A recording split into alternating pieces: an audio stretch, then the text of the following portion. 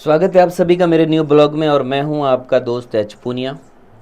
आज मैं बातें स्टडी से रिलेटेड करने वाला हूं कि कुछ बच्चे स्मार्ट स्टडी से बहुत जल्दी सफलता को पा लेते हैं और कुछ बच्चे बहुत ज़्यादा टाइम लगाते हैं।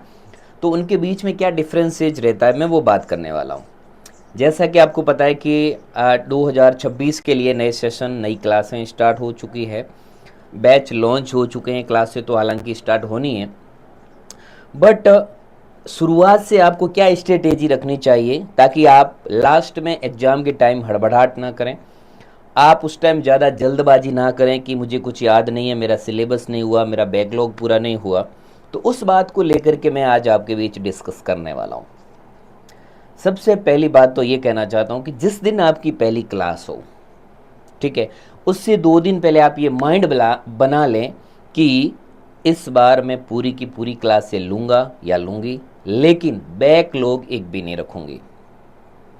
बैकलॉग क्या होता है कि एक क्लास से बच गई, फिर 2 क्लास से बच गई, ऐसे करके 10, 20, 40, 50 क्लासें जब बच जाती है तो बच्चा होपलेस हो जाता है कि अब तो ये वापस पूरे से पूरी होने वाली नहीं है।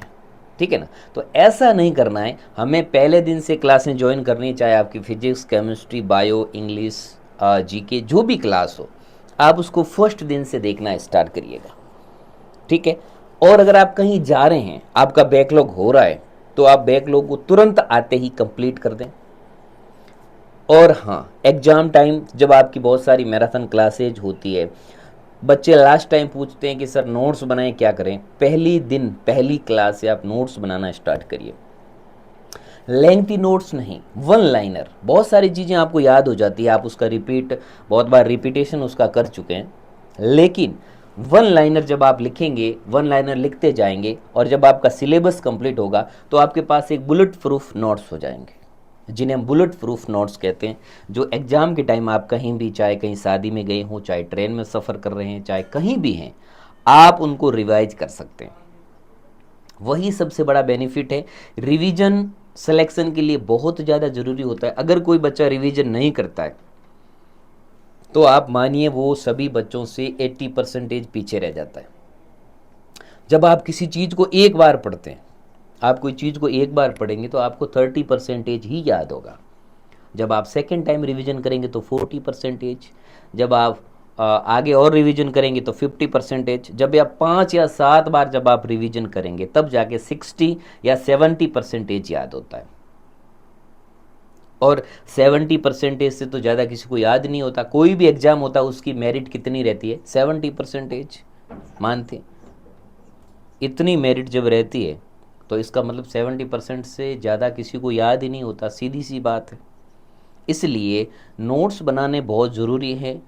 तब ज़रूरी है जब आप पहले दिन से क्लास ले रहे हैं। अगर आपने क्रैश कोर्स लिया और 1 महीने बाद एग्ज़ाम है, फिर आप नोट्स बना रहे हैं, तो वो कोई आपका टाइम वेस्टिंग है। फिर वो नोट्स बनाने का टाइम नहीं है, फिर वो ज़्यादा से ज़्यादा याद करने का टाइम है। ज़्यादा से ज़्यादा कुछ चीज़ें याद नहीं होती, उनको रटने का टाइम है। बट सिलेक्शन के लिए ज़रूरी है समझना।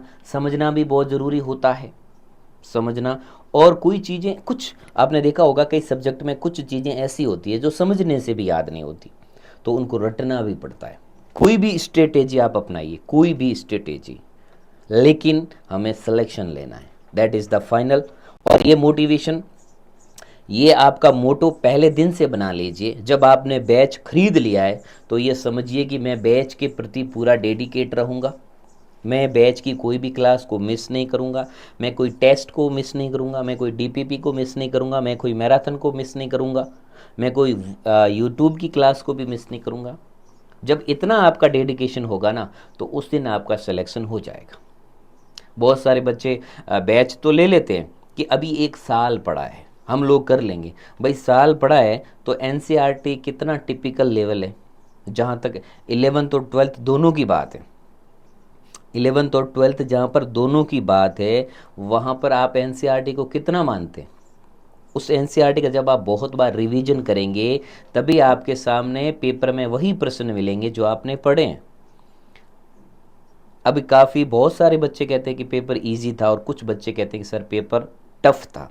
यही सवाल, यही बात का आंसर मैं देना चाह रहा था कि जो बच्चे बैच लेते ही पढ़ाई को स्टार्ट कर देते हैं, शॉर्ट नोट्स बनाते हैं, एवरी क्लास को ज्वाइन करते हैं, वही लास्ट में ये बताते हैं कि पेपर बहुत सिंपल था।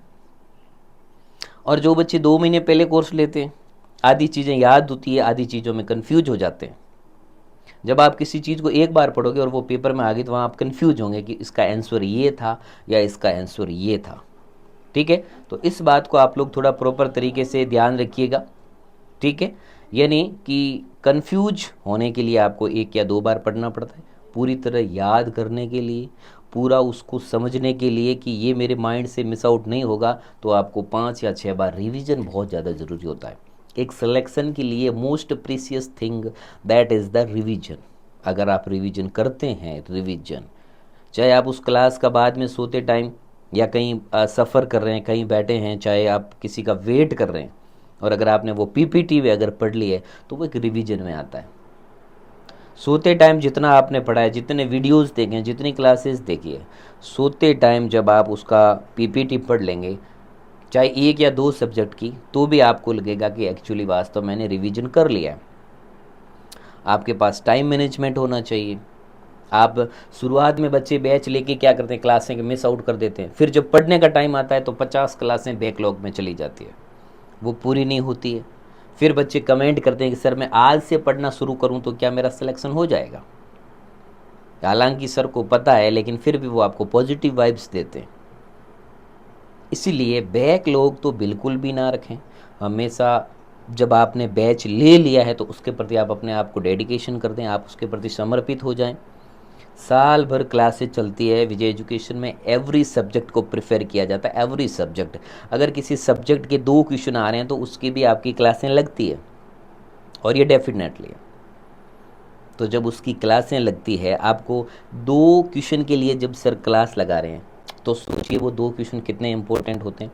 मेरिट तो 1 क्वेश्चन तय कर देता है ना। 0.1% का मतलब उस बच्चे से पूछो जो 0.1 से पीछे रह गया है, तो वो 0.1 का मीनिंग क्या होती है लाइफ में, वो उसको अच्छे से पता होती है। तो स्मार्ट स्टडी यही है कि आप नोट्स बनाएं, पहली क्लास से प्रॉपर नोट्स बनाएं, बुलेट प्रूफ नोट्स बनाएं।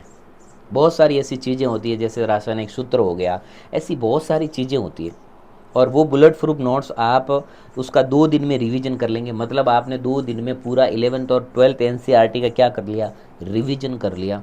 तो इस बात को प्रॉपर तरीके से ध्यान में रखें, नोट्स बनाएं, पहले दिन से क्लास को ज्वाइन करें, बैकलॉग बिल्कुल ना रखें, साल भर मोटिवेट रहें।